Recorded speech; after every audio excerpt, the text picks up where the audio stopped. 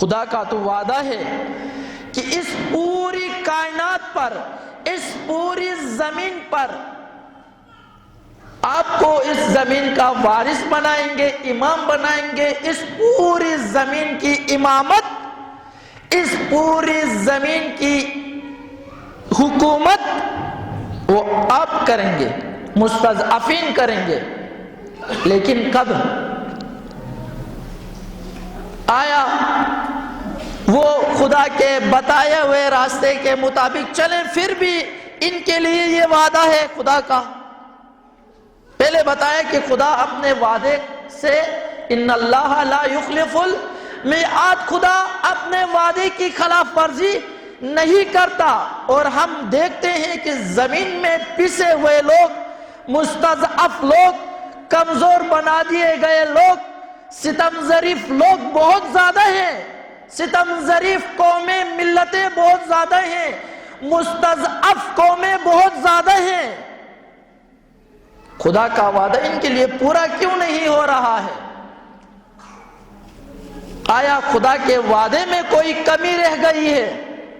نعوذ باللہ، نہیں مومنین کرام، خدا کے وعدے میں کوئی کمی نہیں ہے، بلکہ کمی میرے اور آپ کے ارادے میں ہے، میرے اور آپ کے عمل میں ہے، میرے اور آپ کے کردار میں ہے، میرے اور آپ کے گفتار میں ہے، میرے اور آپ کے تعلقات میں ہے، میرے اور آپ کے رشتوں میں ہے، میرے اور آپ کے رجحانات میں ہے، تمایلات میں ہے کہ ہم کن کی طرف مائل ہو رہے ہیں، کن کی طرف ہم جا رہے ہیں، کن کے پیچھے ہم چل رہے ہیں، کن کی چھتریوں کے نیچے ہم اپنی زندگی گزار رہے ہیں اور وعدہ خدا کے وعدے کے پیچھے جا رہے ہیں.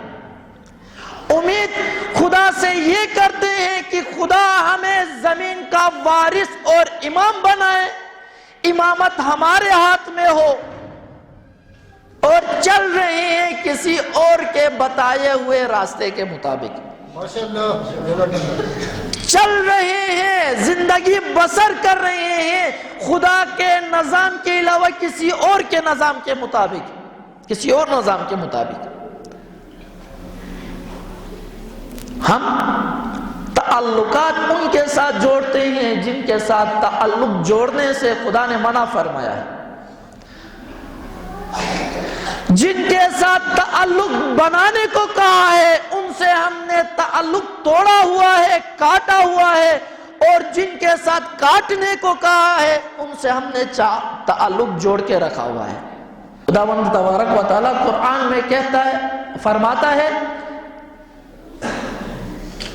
یہ آیت الکرسی، یہ ہم اپنے آپ کو بلاؤں سے بچانے کے لیے، حادثات سے بچانے کے لیے، اپنے گھر کو جن و بلا سے بچانے کے لیے یہ آیت الکرسی پڑھ کر دم کرتے ہیں، پھو کرتے ہیں، اور پورے گھر میں پھو کر کے چلتے ہیں، گھر سے نکلتے ہیں تاکہ کوئی روڈ میں کوئی ایکسیڈنٹ نہ ہو جائے، کچھ نہ ہو جائے، کہ گھر سے نکلتے ہوئے آیت الکرسی پڑھ کے نکلتے ہیں.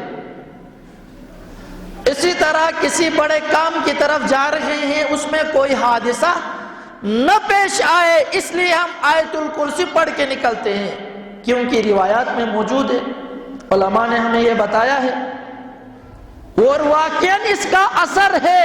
پڑھیں، مومنین کرام میں پڑھنے سے انکار نہیں کرتا، لیکن میں صرف یہ کہنا چاہوں گا کہ آیت الکرسی کا کام فقط ان چھوٹے چھوٹے مسائل میں آپ کو بچانا نہیں ہے، آپ کو فقط روڈ ایکسیڈنٹ سے، آپ کے گھر کو فقط جنوں بلا سے بچانا. آیت الکرسی سے جو کام ہم لے رہے ہیں وہ بہت چھوٹا سا کام، بہت چھوٹا کام لے رہے ہیں. مثلا ہم آیت الکرسی سے کیا کام اور کیسا کام لے رہے ہیں، آپ اس بات سے اندازہ لگائیں. ایک مثال کے ذریعے سے، ایک مچھر کو مارنا، ایک مچھر کو ہاتھ کے ذریعے سے کسی اور چیز سے بھی اس مچھر کو مار سکتے ہیں، لیکن اس مچھر کو مارنے کے لیے ہم راکٹ لانچر کا استعمال کریں. مچھر مارنے کے لیے کتنی بڑی پوٹینشیل، کتنا بڑا گولہ ہم استعمال کر رہے ہیں راکٹ لانچر سے۔ مچھر دشمن کی گاڑی گزر رہی ہے، اگر یہ گاڑی لے کے گاؤں تک آ جائے مشکل، گاؤں کے سب کو ختم کر دیں گے۔ ابھی اس مشکل کو، اس بڑی گاڑی کو راستے سے ہٹانے کے لیے، صاف کرنے کے لیے وہاں پر راکٹ لانچر آپ استعمال کر سکتے ہیں۔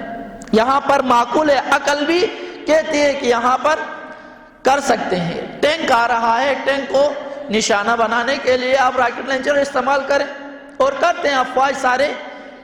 بڑی رکاوٹ کو سامنے سے ہٹانے کے لیے وہ راکٹ لانچر کا استعمال کرتے ہیں، اور وہی راکٹ لانچر ہمارے پاس موجود ہے، اور ہم اس راکٹ لانچر سے ایک مکھی کو مار رہے ہیں، ایک مکھی کو۔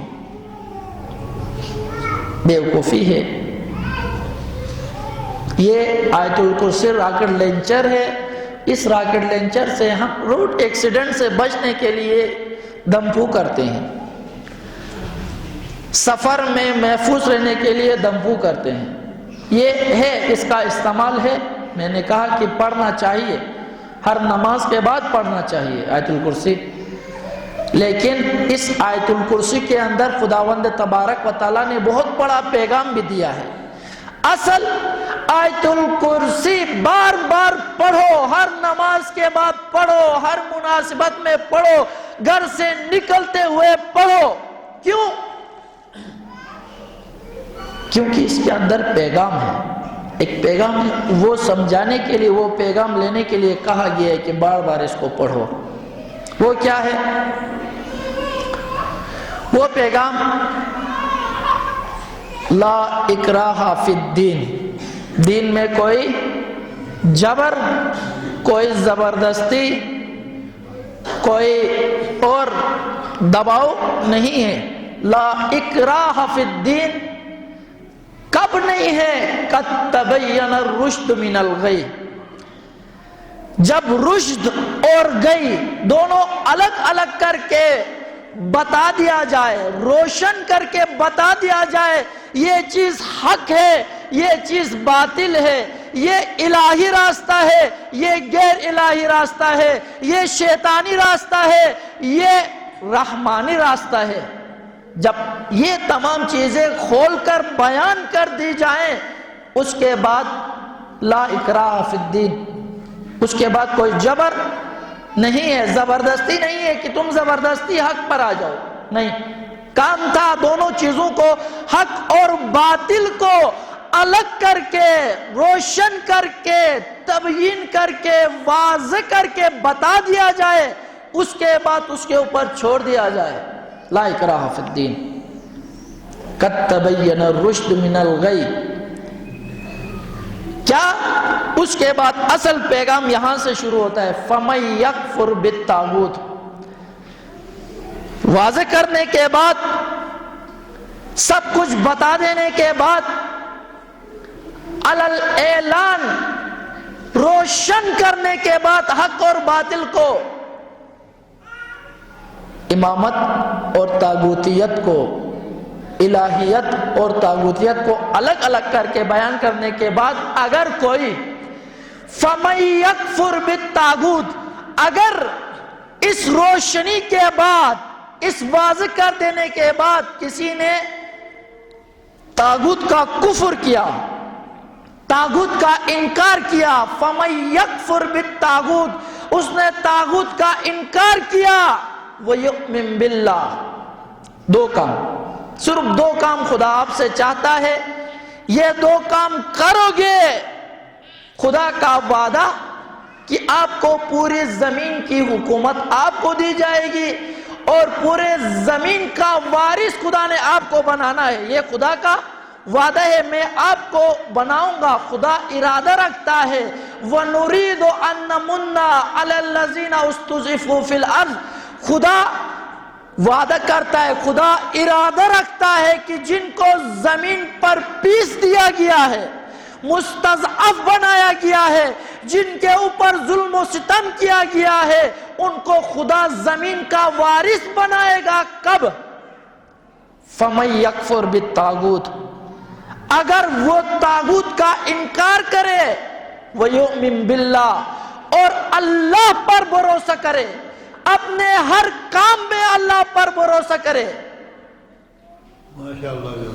یہ دو کام کرے، فَمَن يَكْفُرْ بِالطَّاغُوتِ وَيُؤْمِن بِاللَّهِ فَقَدِ اسْتَمْسَكَ بِالْعُرْوَةِ الْوُثْقَىٰ، تو اس شخص نے ایک ایسی رسی کو پکڑا، ایک ایسے مضبوط سہارے کو پکڑا، لَن انفصام لَهَا، جو کبھی ٹوٹنے والا نہیں ہے، جو کبھی آپ کو دھوکہ دینے والا نہیں ہے، جو کبھی آپ کو گرانے والا نہیں ہے، جو آپ کو کبھی کمزور کرنے والا نہیں ہے، لَن انفصام لَهَا وَاللَّهُ السَّمِيعُ الْعَلِيمُ۔ اور تم جو بھی کرتے ہو، حق اور باطل آپ تک پہنچانے کے بعد بھی، روشن کرنے کے بعد بھی، تم جو کچھ کرتے ہو، واللہ السمیع العلیم، اللہ اسے جانتا بھی ہے اور اسے سنتا بھی ہے۔ نعرہ بلند تر صلوات۔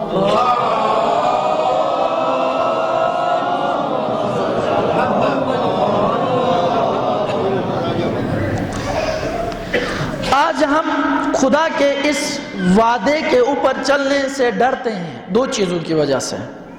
جب بھی کسی کو کہتے ہیں بھائی خدا کا نظام امامت و ولایت ہے، حضرت آدم البشر سے لے کے آدم ابو البشر سے لے کے خاتم تک، خاتم سے قیامت تک انسان کی ہدایت کے لیے خدا کی جانب سے جو نظام ہے وہ نظام امامت و ولایت، آئیں اس کی طرف حرکت کریں، اس کے نفاذ کے لیے کوشش کریں۔ آگے سے شیعہ جس کا عقیدہ ہی امامت ہے، جس کو امامت گٹھلی میں پلایا جاتا ہے، اس کی زندگی امامت کے تحت، پوری زندگی امامت کے تحت، امامت کے تذکرے سن کے وہ بڑا ہوتا ہے۔ یہی شیعہ کا جواب کیا ہوتا ہے جب ان کو امامت و ولایت کی طرف بلایا جاتا ہے؟ ہم کم ہیں، ہم نہیں کر سکتے، ہم نظام امامت و ولایت نافذ نہیں کر سکتے۔ کیوں نہیں کر سکتے؟ ہم کم ہیں۔ جبکہ خداوند تبارک و تعالی کم ہونے کو کمزوری نہیں کہتا، بلکہ خداوند تبارک و تعالی کم ہونے کو ایک فرصت جانتا ہے۔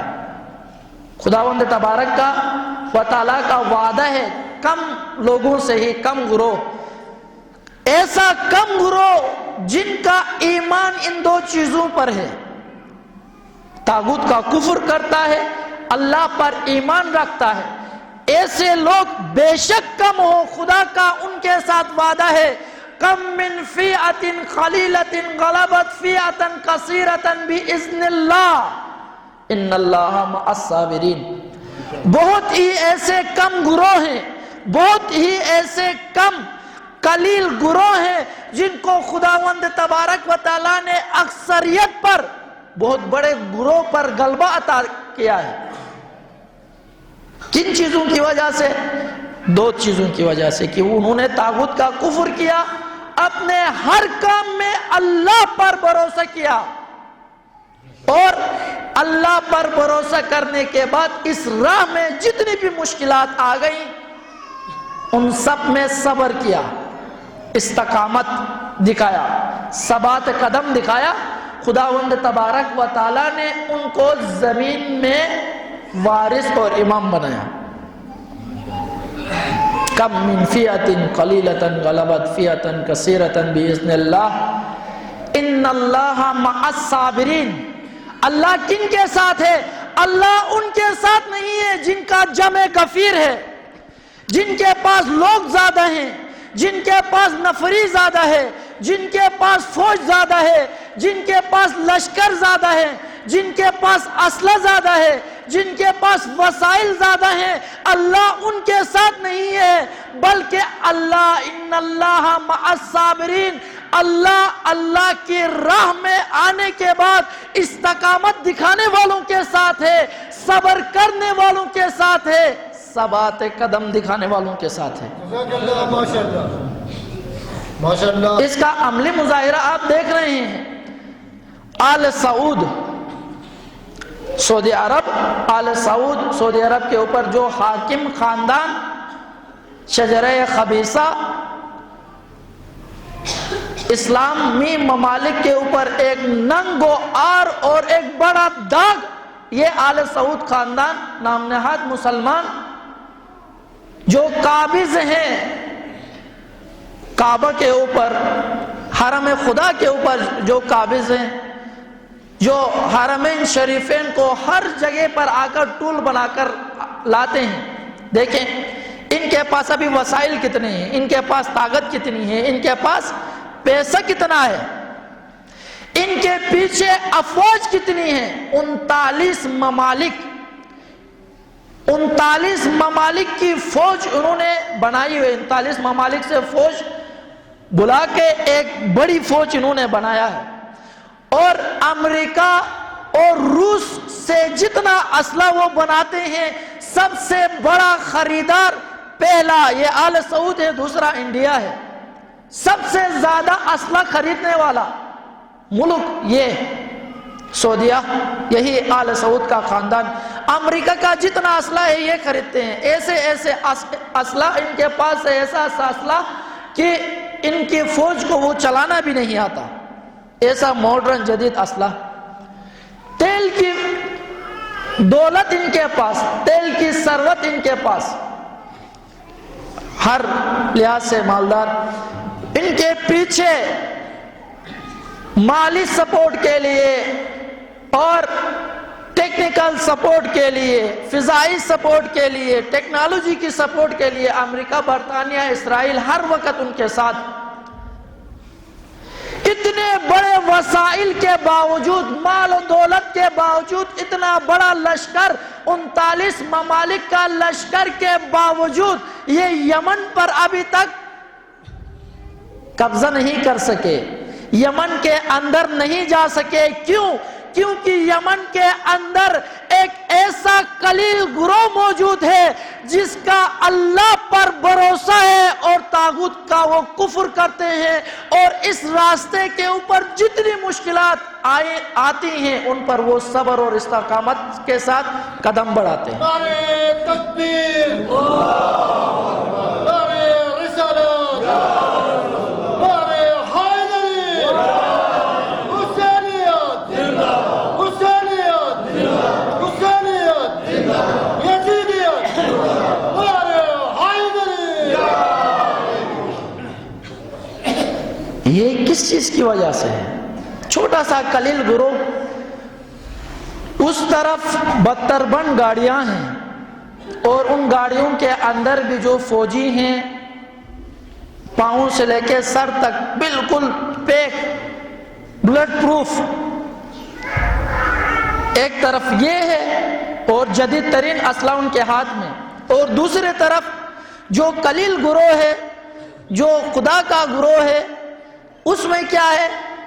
ان کے پاس پاؤں میں پہننے کے لیے جوتیاں نہیں ہیں. آپ یہ جو ویڈیوز آتی ہیں یمن کے حوالے سے، یمنی حوثی جو خدا کا لشکر ہے ان کا دیکھیں، پاؤں میں پہننے کے لیے جوتیاں نہیں ہیں، کپڑے تن پر نہیں ہے، ایک لنگ باندھتے ہیں، لنگ ایک چادر اس طرح باندھتے ہیں، اور اوپر بھی ان کا کوئی کپڑا نہیں ہے، ننگ دڑنگ.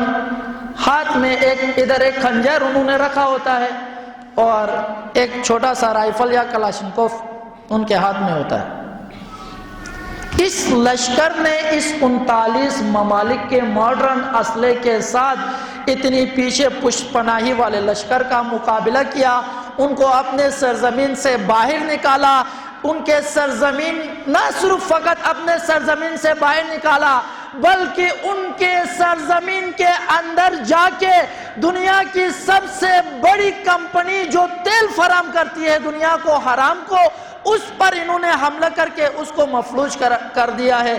اور 6 مہینے تک ابھی پوری دنیا کے اندر 10% تیل کم ہو گیا. پوری دنیا میں 10% تیل کی سپلائی جو سعودیہ کے اندر ہے اس پر اپنے ملک سے، اپنے سرزمین سے نکالا، ان کے سرزمین پر جا کر حملہ کیا. اتنی طاقت کہاں سے آتی ہے؟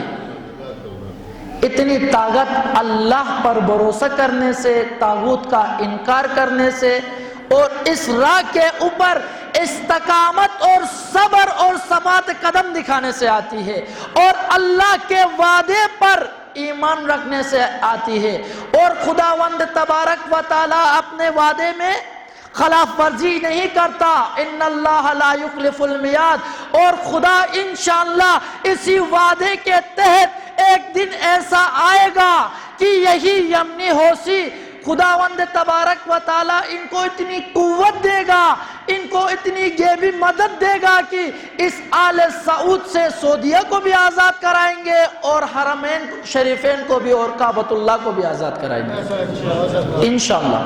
وہ دن دور نہیں ہے، کیونکہ خدا کا وعدہ ہے ان الارض یرثها عبادی الصالحون، کہ زمین کی امامت خداوند تبارک و تعالیٰ نے اپنے صالح بندوں کو دینا ہے۔ سورہ انبیاء آیت نمبر 105 کے اندر خدا کا تیسرا وعدہ آپ کو بتایا، بلکہ چوتھا وعدہ، کہ اس میں خداوند تبارک و تعالیٰ نے مومنین کے ساتھ وعدہ کیا ہے کہ زمین کی امامت و وراثت خدا اپنے صالح بندوں کو دے گا، صالح بندوں کو ادا کرے گا۔ بس مومنین کرام دیکھیں، آج 8 ربیع الاول امام حسن عسکری علیہ السلام، ہمارے 12ویں امام کے والد صاحب کا، ہمارے 12ویں امام کے والد گرامی امام حسن عسکری علیہ السلام کی شہادت کا دن ہے، اور جیسے ہی ہمارا عقیدہ ہے کہ امام کی شہادت ہوتی ہے، اگلے امام کو امامت منتقل ہوتی ہے، یہ ہے نا، امام علی علیہ السلام شہید ہوئے، امامت امام حسن علیہ السلام کو منتقل ہوئے، امام حسن علیہ السلام شہید ہوئے، امامت امام حسین علیہ السلام کو منتقل ہوئے، امام حسین علیہ السلام شہید ہوئے، زین العابدین علیہ السلام کو، اس طرح ہوتے ہوتے 11ویں امام حسن عسکری علیہ السلام شہید ہوئے، امامت و ولایت کا عہدہ، حکومت کا عہدہ امام زمانہ کے پاس آ گیا، جو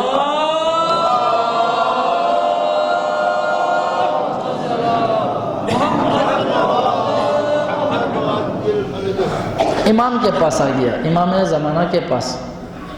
اور جب سے امام کو یہ عہدہ ملا ہے، آج 1200 سالوں سے اوپر ہو گیا ہے، 1200 سال گزر گئے ہیں، 1200 سالوں سے زائد کا عرصہ زمانہ گزر گیا ہے، لیکن امام ابھی تک پردے غیبت میں ہے اور ظہور نہیں فرما رہے۔ کیوں؟ کبھی سوچا ہے، کبھی اپنے آپ سے سوال کیا ہے؟ اس دن بھی مثال دی تھی کہ جب بچہ سکول جاتا ہے، بچی سکول گئی ہے، سکول سے چھٹی ہونے کے بعد 1 منٹ 10 منٹ 1 گھنٹہ لیٹ ہو جاتی ہے بچی، ماں باپ کے دل میں ہر طرح کے خیالات آتے ہیں، اور ماں باپ بچی کا 1 گھنٹہ انتظار نہیں کر سکتے اور ڈھونڈتے ہوئے جاتے ہیں کہ بچی آج دیر کیوں ہو گئی، بچی کو آنے میں دیر کیوں ہو گئی، بچے کو آنے میں دیر کیوں ہوگی، وہ ہمیشہ اتنا دیر تو نہیں کرتی تھی، اور اس کے پیچھے پیچھے جاتے ہیں، اس کو ڈھونڈنے کے لیے جاتے ہیں۔ آپ مومنین سے سوال کرتا ہوں کہ ہمارے امام 1200 سالوں سے پردے غیبت میں ہیں، ان کو آنا چاہیے تھا، ان کو ہمارے درمیان میں ہونا چاہیے تھا، لیکن ہمارے درمیان میں نہیں ہے۔ کبھی ہم گئے ہیں امام زمانہ کے پیچھے، یا امام آپ اتنے دیر کیوں کر دی، 1200 سال دیر کیوں کر دی، اتنے لیٹ کیوں ہوئے؟ گئے ہیں امام کے پیچھے، یہ سوچا ہے کہ امام ظہور کیوں نہیں کر رہے، اس میں کوتاہی کس کی ہے؟ آج ہم ابن ملجم پر اور ان لوگوں پر لعن طعن کرتے ہیں جنہوں نے امام علی علیہ السلام کا ساتھ نہیں دیا۔ میں نے کئی بار اسی امام بارگاہ میں سنایا ہے، امام علی علیہ السلام کی 4000 کی فوج سامنے موجود ہے، لیکن اس میں امام علی علیہ السلام عمار کو ڈھونڈ رہے ہیں، اینا اینا عمار۔ 4000 کی فوج موجود ہے، امام علی علیہ السلام کہتے ہیں کہ اینا اینا عمار، میرا عمار کہاں ہے؟ اینا اینا مالک، مالک اشتر کہاں ہے؟ اینا ذوالجوشن، ذوالجوشن کہاں ہے؟ امام ان کے تلاش میں ہوتے ہیں۔ 4000 کی فوج، کمانڈر، جنرل، سپاہی سالار سامنے موجود ہے، لیکن علی کو ان کی ضرورت نہیں ہے۔ انہوں نے اپنے آپ کو مالک اشتر اور عمار یاسر کی طرح تیار نہیں کیا ہے، اس لیے امام علی ان کو چھوڑ کے ان کا نام لے رہے ہیں۔ وہ کہاں پر ہیں؟ وہ چلے گئے ہیں، دنیا سے چلے گئے ہیں، مر گئے ہیں، شہید ہو گئے ہیں۔ شہید ہونے کے بعد علی کاش کرتے ہیں، لیتا اینا اینا عمار، ایک کاش عمار کہاں ہے؟ ایک کاش عمار ہوتا، آج علی کی یہ حالت نہ ہوتی۔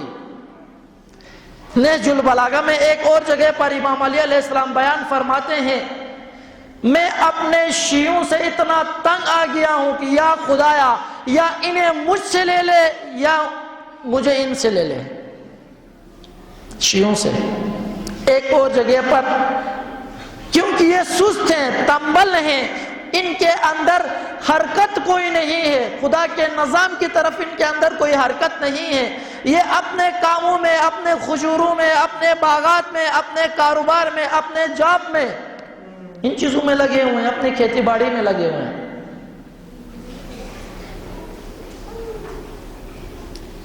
دعا کرتے ہیں، خدایا انہیں مجھ سے لے لے، مجھے ان سے لے لے۔ ایک اور جگہ پر امام علی علیہ السلام معاویہ کو سامنے فوج موجود ہے، اپنی فوج کو سامنے رکھ کر معاویہ کو خطاب کر کے کہتے ہیں، معاویہ مجھ سے 10 لے لو، میرے 10 سپاہی لے لو اور بدلے میں مجھے اپنا 1 سپاہی دے دو۔ علی کتنا تنہا ہے، کتنا علی پر ظلم ہے، امام علی علیہ السلام پر۔ امام علی کیا کہتے ہیں؟ معاویہ کو کہتے ہیں، مجھ سے میرے 10 سپاہی لے لو، بدلے میں صرف اپنا 1 سپاہی دے دو۔ کیوں؟ معاویہ سے صرف 1 سپاہی کے بدلے میں اپنے 10 سپاہی کیوں دے رہا ہے امام علی علیہ السلام؟ امام علی علیہ السلام نے نہج البلاغہ کے اندر ہی وجہ بیان کی، یہ اپنے باطل امام کی پیروی اور اطاعت کرتے ہیں، جبکہ تمہارا امام حق پر ہے، تم اس کی اطاعت نہیں کرتے، فرمانبرداری نہیں کرتے ہو۔ وہ بدھ کے دن نماز جمعہ پڑھاتا ہے، وہ اس کے پیچھے نماز جمعہ پڑھتے ہیں۔ میں تمہیں جمعے کے دن نماز جمعے کے لیے بلاتا ہوں، تم نہیں آتے۔ امام یہ بیان فرماتا، وہ اگر اونٹ کو گائے کہے، یہ اونٹ نہیں ہے، گائے ہے، تو وہ اس اونٹ کو گائے مانتے ہیں۔ میں تمہیں کہتا ہوں یہ اونٹ ہے، تو اونٹ کو اونٹ نہیں مانتے ہو۔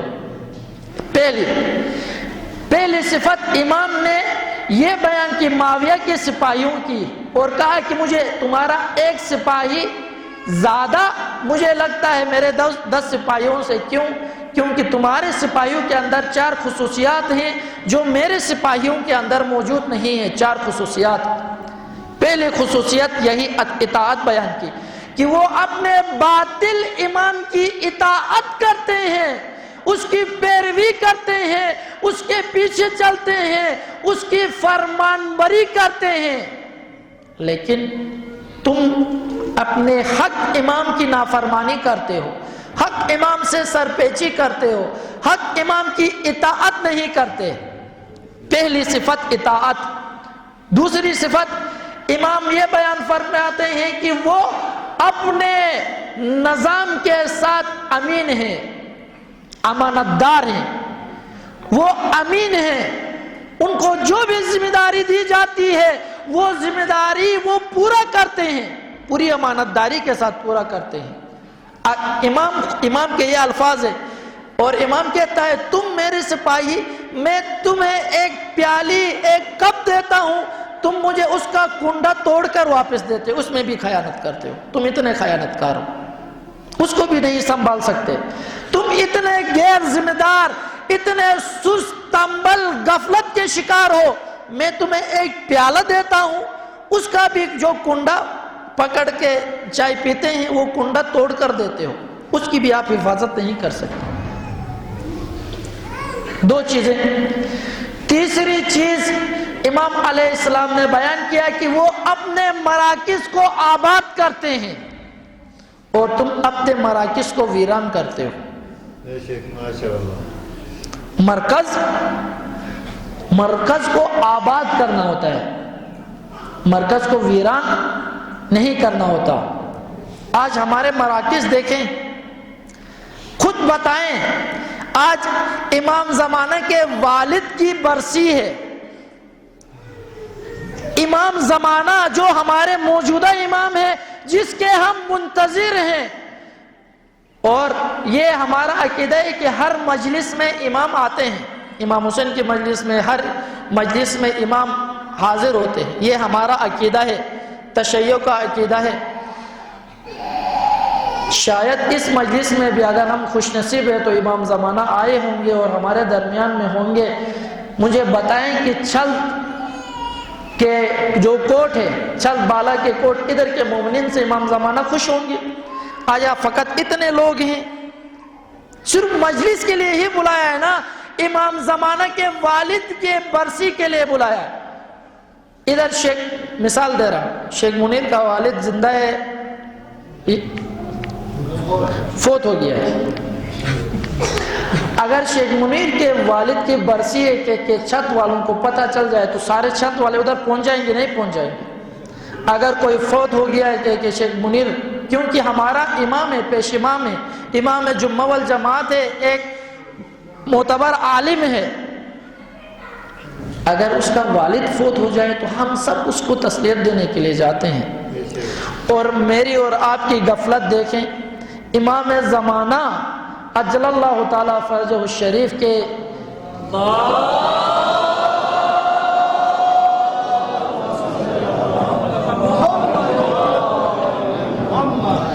والد کی برسی ہے، مرکز میں مجلس تک نہیں ہے، اور یہاں پر مجلس رکھی گئی ہے، اور لوگ کتنے ہیں؟ ہم کتنے آمادہ ہیں اپنے امام کے لیے؟ مراکز کو آباد۔ امام نے اسی خطبے کے اندر بیان فرمایا کہ مجھے لگ رہا ہے، مجھے نظر آ رہا ہے، ان چار چیزوں کی کمی کی وجہ سے اور ان کے اندر یہ چار چیزیں ہونے کی وجہ سے بہت جلد وہ تم پر حکومت کریں گے، وہ تمہارے اوپر مسلط ہوں گے، ان چار چیزوں کی وجہ سے۔ وہ اپنے امام کے مطیع، امانتدار، اپنے مراکز کو آباد کرتے ہیں، اور چوتھی چیز ذہن سے نکل گئی، یہ چار چیزیں ان میں ہیں، آپ میں نہیں ہے، اس لیے امام علی اپنے دور حکومت میں اپنے فوج کو، اپنے شیعوں کو یہ کہتے ہیں کہ یہ چار چیزیں ان میں پائی جاتی ہے، تم میں نہیں پائی جاتی، اس وجہ سے بہت جلد وہ تمہارے اوپر مسلط ہوں گے، تمہارے اوپر حکومت کریں گے۔ اور بعد میں یہی ہوا، امام علی علیہ السلام کو شہید کر دیا گیا، امام حسن کو شہید کر دیا گیا، اور بنو امیہ آ کر قابض ہو گئی، اور شیعوں کے اوپر بنو امیہ کا تسلط ہو گیا، اور کئی سو سالوں تک یہ تسلط، یہ حکومت تشیع کے اوپر جاری رہی۔ کیوں؟ جبکہ ایک طرف امام حق ہے، امام علی علیہ السلام سے بڑا لیڈر۔ آج ہماری مشکل کیا ہے؟ ہم پاکستان میں کہتے ہیں ہمارے پاس کوئی قائد، رہبر، لیڈر، رہنما نہیں ہے، اس لیے ہم قیام نہیں کرتے، یہ کہتے ہیں نا۔ مجھے بتائیں، امام علی سے بڑا کوئی لیڈر ہو سکتا ہے؟ امام علی سے بڑا کوئی امام ہو سکتا ہے؟ امام علی سے کوئی بڑا رہبر لیڈر پیشوا ہم کو امت چاہیے، لوگ نہیں چاہیے۔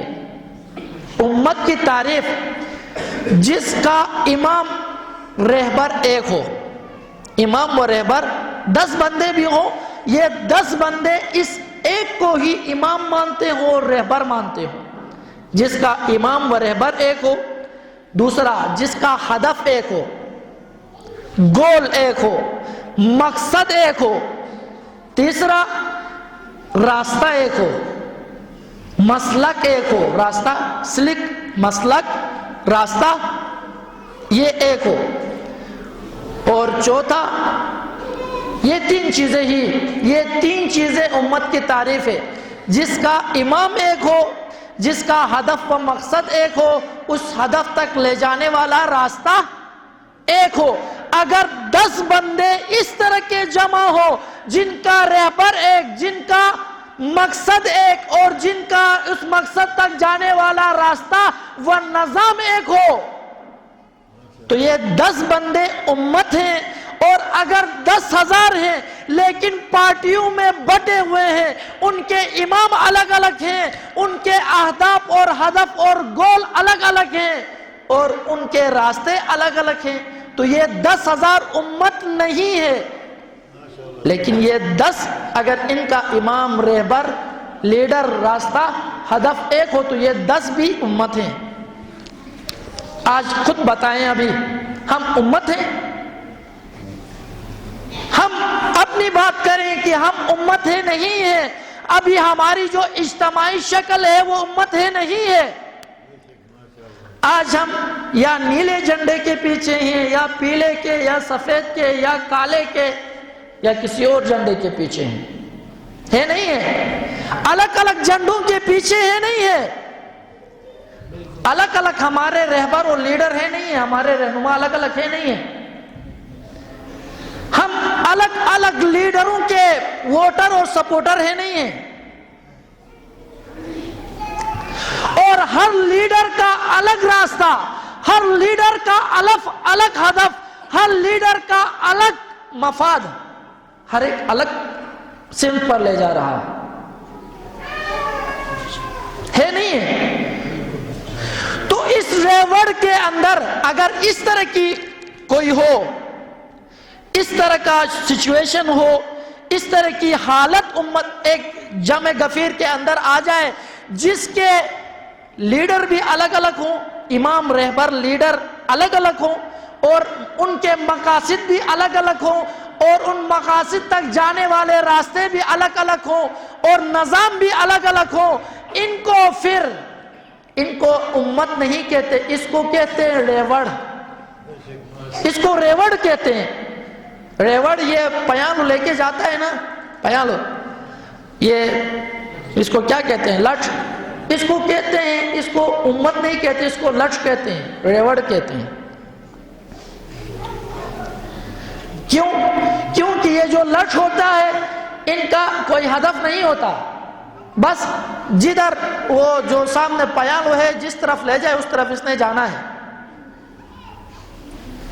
اس کا کوئی اپنا مقصد، اس کا کوئی راستہ نہیں ہوتا۔ اس لیے آپ دیکھتے ہیں کوئی لٹھ ادھر جا کے چڑھتا ہے، کوئی ادھر جا کے چڑھتا ہے، کوئی ادھر چڑھتا ہے، کوئی ادھر چڑھتا ہے، کوئی منظم نہیں، کسی راستے پر، کسی نظام پر نہیں چل رہے، کسی امام کے پیچھے نہیں چل رہے۔ یہ لٹھ ہے، یہ ریوڑ ہے، اور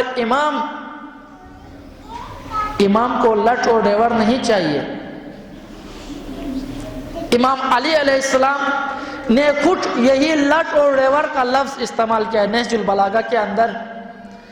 امام نے یہ بیان فرمائے، حمج رعا، حمج رعا یعنی ہر سیٹی پر دوڑنے والے، ایک ادھر سے سیٹ کرے اس کے پیچھے چلے، ایک ادھر نعرہ لگ جائے اس کے پیچھے چلے، کل کو کوئی اور نعرہ لگائے اس کے پیچھے چلے، کبھی ایک جھنڈے کے پیچھے، کبھی دوسرے جھنڈے کے پیچھے، کبھی تیسرے جھنڈے کے پیچھے، کبھی کسی اور کے پیچھے۔ اس طرح کے جو لوگ ہوتے ہیں یہ حمج رعا ہے، یہ ریوڑ ہے، یہ لٹھ ہے، یہ امت نہیں ہے۔ اور امت جو ہوتی ہے، امت اس کا مقصد ایک، اس کا رہبر ایک، اس کا نظام ایک، اور اس کا راستہ اور مسلک ایک، یہ امت ہے۔ اور امام زمانہ کو امت چاہیے۔ مومنین کرام،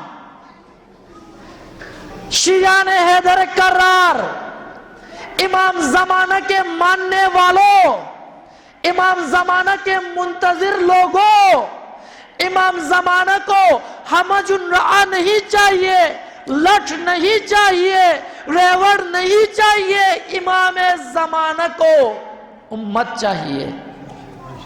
امت بنو، نکلو ان چیزوں سے، نکلو ان پارٹیوں سے، نکلو ان حزبوں سے، نکلو ان دڑوں سے، نکلو ان تقسیم بندیوں سے، نکل کر امت بنو۔ علم عباس کے سائے میں آ جاؤ، ایک علم کے نیچے، ایک جھنڈے کے نیچے، تمہارا ایک ہی جھنڈا ہے۔ یہ جھنڈا ادھر ٹروک کرنے کے لیے نہیں دیا تھا، ستون کے ساتھ لگانے کے لیے نہیں دیا تھا، لوگوں کے چھتوں کے اوپر لگانے کے لیے یہ علم نہیں تھا۔ یہ علم اس لیے تھا کہ امام وقت یہ علم لے کے آگے ہو، امت پیچھے ہو، اور پوری دنیا کے اوپر، پوری کائنات کے اوپر یہ علم لہرائے، اور پورے اس علم کے نیچے نظام خدا برپا ہو۔ یہ علم تو اس لیے تھا۔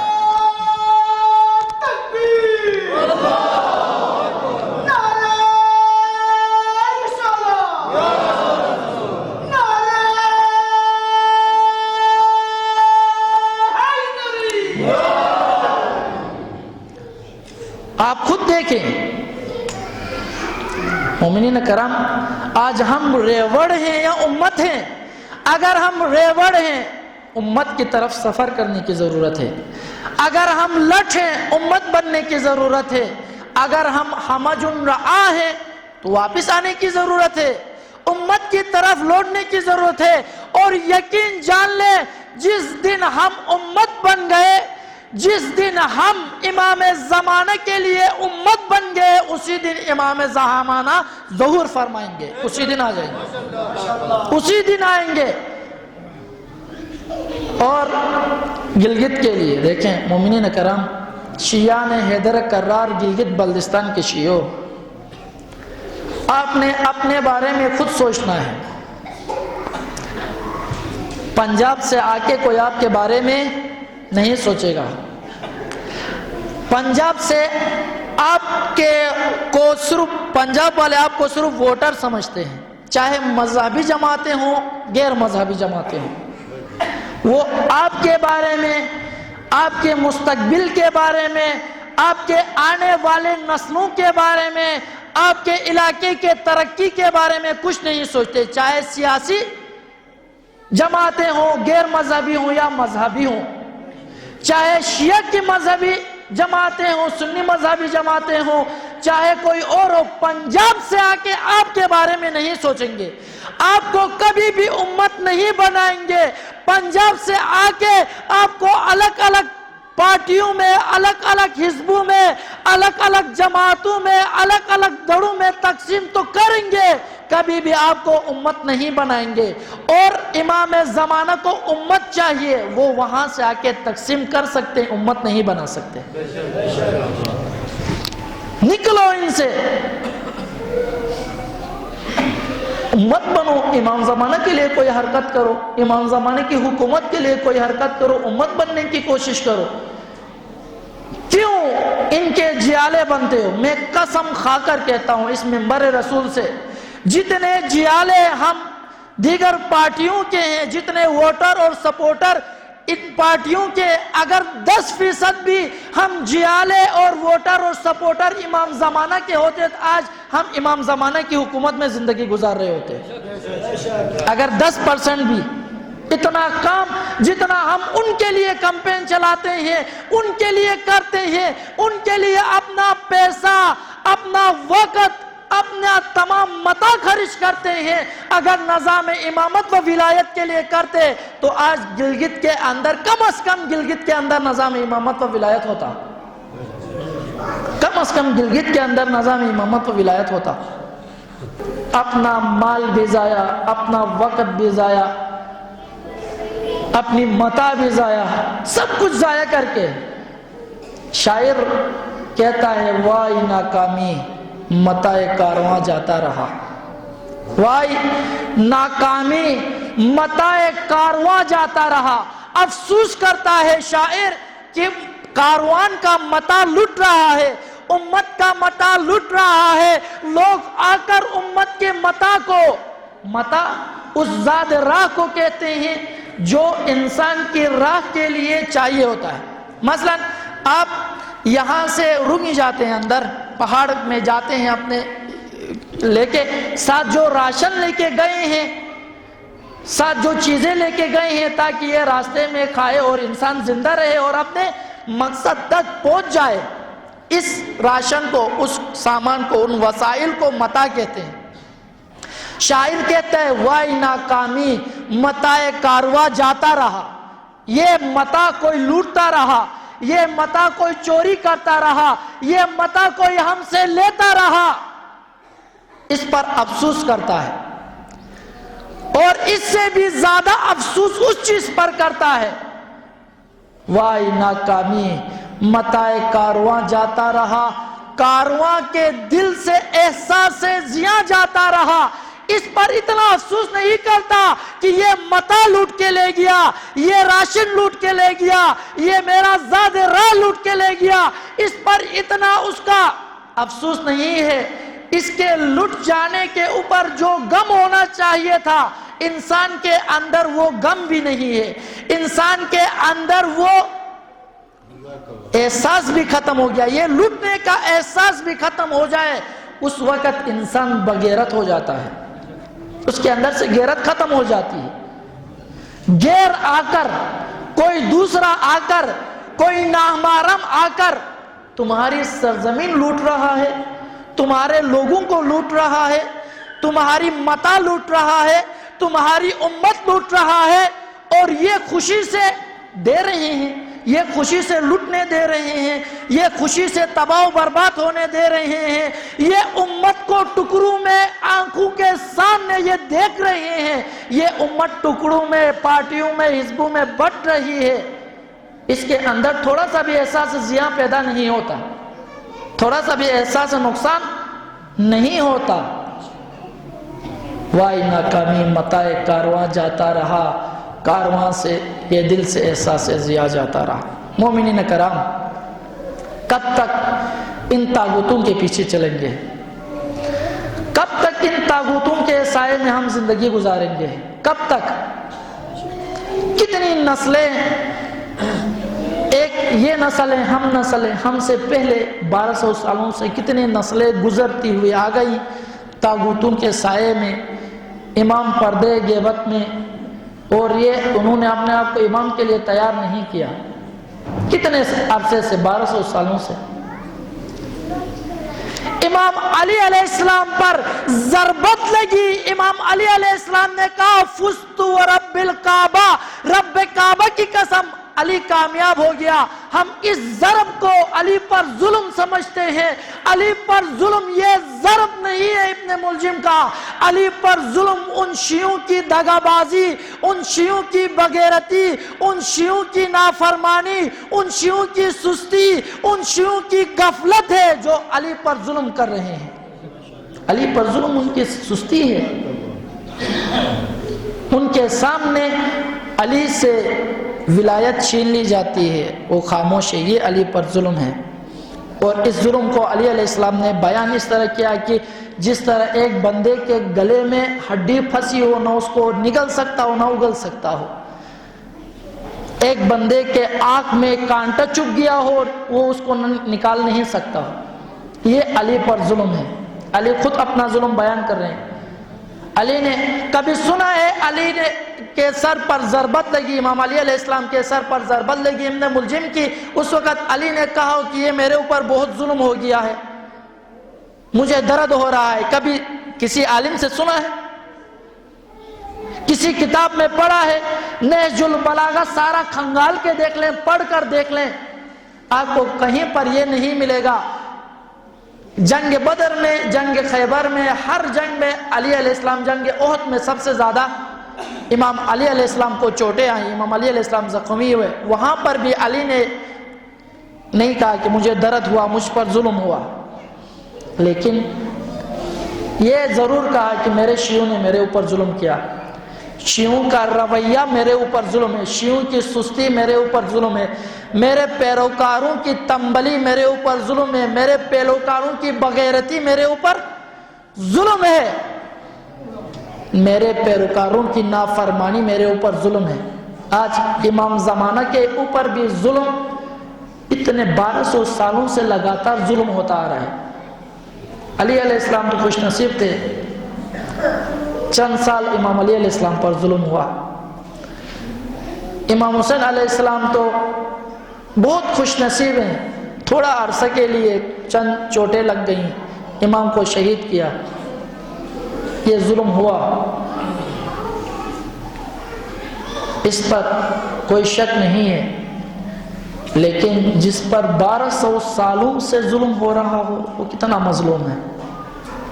میرے اور آپ کے آقا و مولا، میرے اور آپ کے ہی منتظر، اور ہم امام کے پیچھے چلنے کے بجائے مومنین کرام اس طاغوتی حکومت میں رہتے ہوئے ہم کچھ بھی نہیں کر سکتے، ہمارا کچھ بھی نہیں بن سکتا، نہ ہماری نسلیں ترقی کر سکتی ہیں، نہ ہمارے علاقہ ترقی کر سکتا ہے، نہ ہم ترقی کر سکتے ہیں، کچھ بھی نہیں ہوگا اس طاغوتی حکومت میں۔ ایک مثال دے کے آپ کی زحمتوں کو تمام کروں گا۔ آپ پورے اس گلگت میں سروے کر کے دیکھیں، آپ کو ایک بھی آم کا درخت نہیں ملے گا، ہے؟ پوری گلگت بلتستان میں مجھے کوئی ایک آم کا درخت دکھائیں، سوال کر رہا ہوں، پوری گلگت بلتستان میں ہے کوئی آم کا درخت؟ نہیں ہے۔ کیوں نہیں ہے؟ کبھی سوچا ہے؟ گلگت بلتستان میں آم کا درخت کیوں نہیں ہے؟ یا آپ پورا پنجاب گھوم کے دیکھیں، آپ کو ایک بھی اخروٹ کا درخت وہاں پر نہیں ملے گا۔ ایک اخروٹ کا درخت پورے پنجاب آپ ڈھونڈ کے دیکھیں، گھر گھر کے اندر جا کے تلاش کریں، ہر کھیت اور کھلیان تلاش کریں، آپ کو ایک بھی اخروٹ کا درخت نہیں ملے گا۔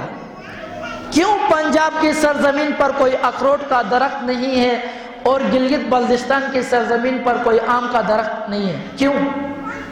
سوچا ہے کبھی؟ ابھی غور سے سماعت فرمانا ہے۔ اس لیے نہیں ہے گلگت بلتستان میں آم کا درخت، اس لیے نہیں ہے، اس آم کے درخت کے لیے ایک مٹی چاہیے، ایک گراؤنڈ چاہیے، ایک سرزمین چاہیے۔ اس آم کے درخت کو اگنے کے لیے ایک آب و ہوا چاہیے، ایک فضا چاہیے، ایک ماحول چاہیے۔ آم کا درخت گرمی کے موسم میں ہوتا ہے، اس کو گرم ماحول چاہیے، گرم فضا چاہیے، اس کو پنجاب کی مٹی چاہیے، اس کو بڑھنے کے لیے، اس کو پھل دینے کے لیے پنجاب کا آب و ہوا، پنجاب کا موسم، پنجاب کے سرزمین کے اندر نمکیات جو موجود ہیں، وہ ایلیمنٹس جو موجود ہیں، وہ عناصر جو موجود ہیں، وہ اور پنجاب کی مٹی چاہیے۔ اس لیے یہ چیزیں ادھر نہیں ہیں، اس لیے یہاں پر آم کا درخت نہیں اگتا۔ اگر کوئی وہاں کی مٹی لائے، یہاں پر گاڑنے کے بعد اس کے اندر آم کا بیج اندر بوئے تو اس سے وہ پودا تو نکلے گا، پودا باہر نکلنے کے بعد پھر سوکھ جائے گا، کیوں بڑھے گا؟ کیوں نہیں ترقی کرے گا؟ کیوں نہیں بڑا درخت بنے گا؟ کیوں نہیں یہ پھل دے گا؟ اس لیے نہیں دے گا کہ مٹی تو لائے ہو، آب و ہوا پنجاب والا نہیں ہے، گرم آب و ہوا نہیں ہے، ماحول نہیں ہے، جو فضا اس پودے کو چاہیے وہ نہیں ہے۔ مومنین کرام، جس طرح گلگت بلتستان کی سرزمین پر آم کا درخت نہیں اگ سکتا، اس طرح اور بڑا نہیں ہو سکتا، پھل نہیں دے سکتا، اسی طرح ایک طاغوتی نظام کے اندر ایک الہی رہبر لیڈر پیدا نہیں ہوتا، ایک الہی قوم اور نسل پرورش نہیں پاتی، ایک ایسی نسل پیدا نہیں ہوتی جو اپنے زمانے کی امام کی نصرت کرے، اطاعت کرے، فرمانبرداری کرے۔ امام زمانہ کی حکومت کے لیے جو فضا چاہیے، جو ماحول چاہیے، جو چھت چاہیے، جو زمین چاہیے، جو وسائل چاہیے، یہ طاغوتی نظام فراہم نہیں کر سکتا۔ فراہم کرے، بیج بوئے، وہ بیج وہیں پر سوکھ جاتا ہے۔ اگر سوکھے نہ، اگر پودا نکلے تو باہر فضا ایسی نہیں ہے کہ یہ پودا رشد کرے۔ اس طاغوتی نظام کے اندر کوئی انسان پرورش پا ہی نہیں سکتا، امام زمانہ کا سپاہی بن ہی نہیں سکتا۔ پھر کیا کریں؟ پھر کیا کریں؟ طاغوتی نظام بھی موجود ہے، اس کے اندر ہم نے سپاہی امام بھی بننا ہے۔ فی الحال ہم یہ کر سکتے ہیں مومنین کرام، دیکھیں آج تک ہم نے ائمہ علیہ السلام اور امام ائمہ جتنے بھی ہمارے ائمہ ہیں اور 12 امام سمیت ان کو ہم نے ٹرخایا ہے، ان کے ساتھ ہم نے ریاکاری کی ہے، ان کو ہم نے دھوکہ دیا ہوا ہے، ان کو ہم نے مسکا لگایا ہوا ہے، اور اطاعت طاغوت کی کرتے ہیں، پیروی طاغوت کی کرتے ہیں، اپنا نظام طاغوت کے مطابق ہے، اپنی زندگی طاغوت کے مطابق چلا رہے ہیں۔ امام کو ریاکاری اور پیروی طاغوت کی یہ کام ہم کر رہے ہیں۔ آج کس طرح ہم یہ کر رہے ہیں؟ اس طرح کہ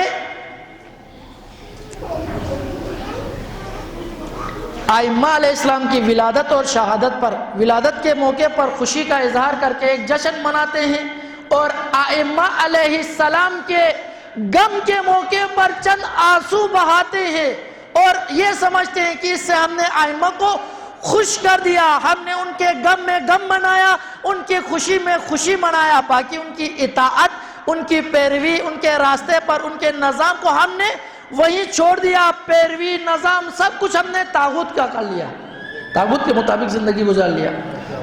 ابھی ایک کام کرو، اس کو چینج کرو، اس کو رسومات جو ہم ائمہ کے لیے انجام دیتے ہیں، یہ رسومات ظاہری طور پر ریاکاری طاغوت کے ساتھ کرو، اطاعت امام زمانہ کی کرو، پیروی امام زمانہ کی کرو، نظام امامت و ولایت کے تحت اپنی زندگی گزارنے کی کوشش کرو، طاغوت کو فقط اور فقط ٹرخاؤ، ریاکاری کرو اس کے ساتھ۔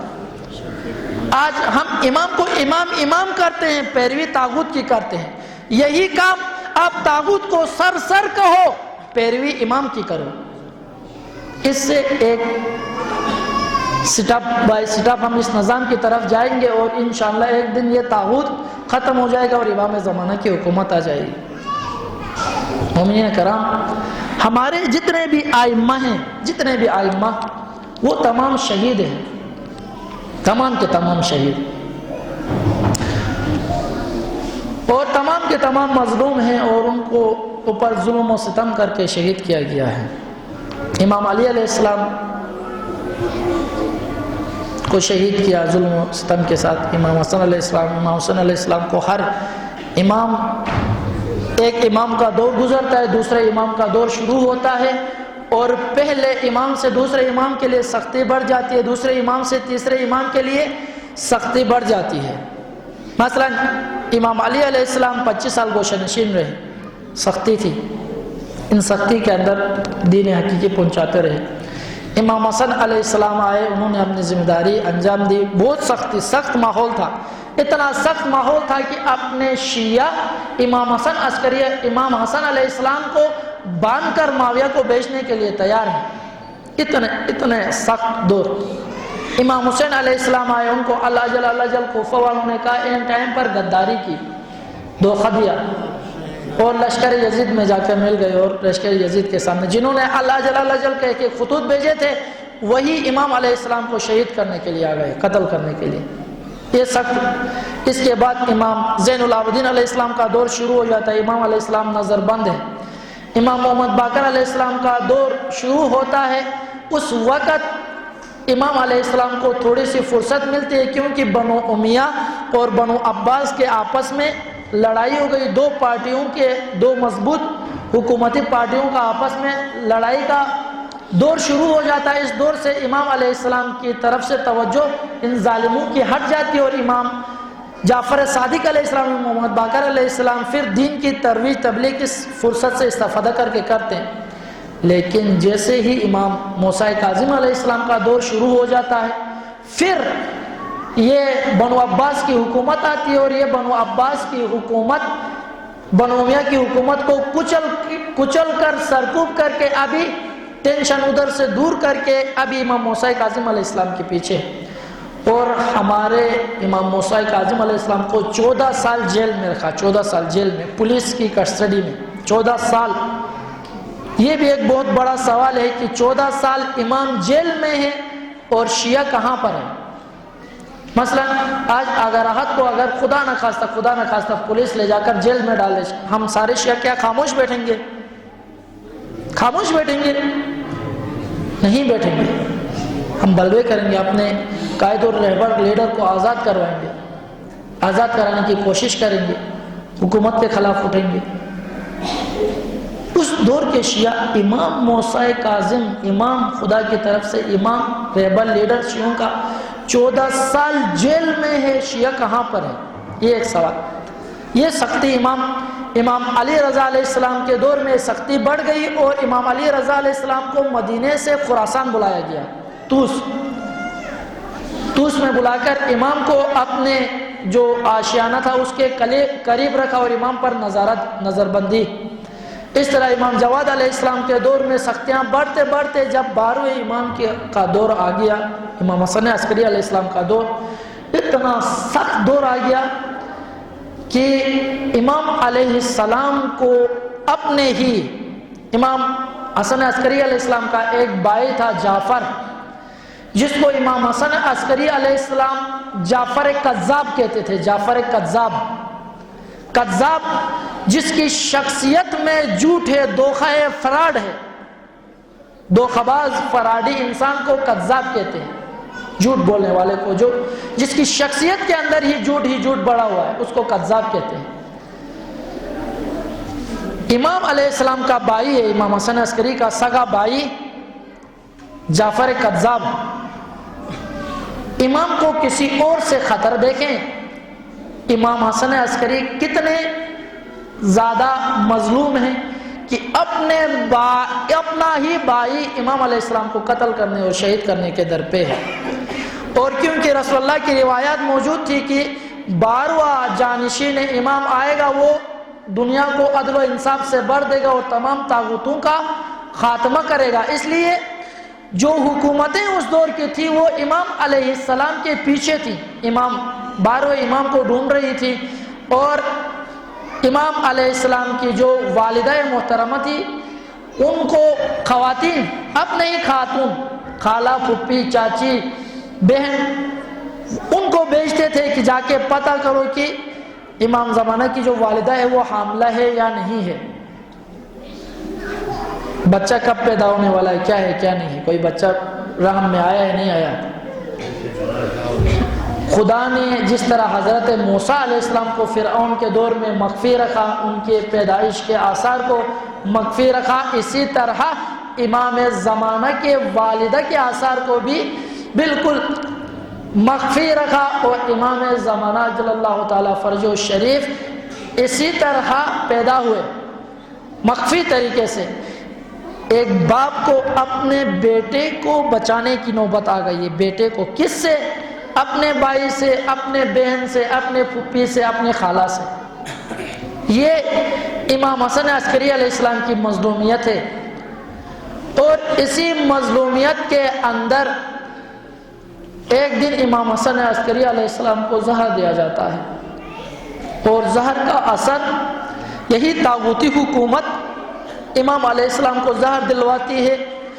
جب امام علیہ السلام کے زہر کے آثار شروع ہو جاتے ہیں تو امام علیہ السلام امام زمانہ کو بھیج دیتے ہیں، اور کسی دور اس میں بھیج دیتے ہیں، پردے میں بھیج دیتے ہیں، اور جب امام علیہ السلام کو معلوم ہوتا ہے کہ میرے بابا زہر کی شدت کو برداشت نہ کر کے اس زہر کے اثر کی وجہ سے شہید ہو گئے ہیں، اور امام علیہ السلام کا جنازہ امام زمانہ کے چچا جعفر کذاب یہ جھوٹا شخص پڑھانے کے لیے تیار. ذاکی استاد محترم سید جواد نقوی حفظ اللہ کی حفاظت فرما.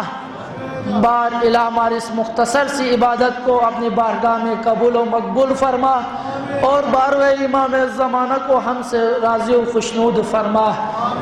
آپ مومنین اپنی عبادات کی قبولیت کے لیے، بیماروں کی شفایابی کے لیے، اسیروں کی رہائی کے لیے، جو مومنین امتحانات دے رہے ہیں ان میں کامیابی کے لیے، جن مومنین کے اولاد نہیں ہیں ان کے اولاد نرینہ اور اولاد صالح کے لیے، اور جن مومنین کے اولاد ہیں ان کو امام زمانہ جو اللہ تعالیٰ فرجہ شریف کے لیے تیار کرنے کے لیے، اور جو مومنین اس وقت برسر پیکار ہیں لشکر کفر کے ساتھ ان کو فتح و نصرت و غلبہ کے لیے، اور دشمنان اسلام، دشمنان تشیع، دشمنان پاکستان کی نیست و نابودی کے لیے، اپنی صحت و سلامتی، اپنے گھر والوں کی صحت و سلامتی، گھر میں رزق میں کاروبار میں اضافہ اور برکت کے لیے 3 بار بآواز بلند صلوات.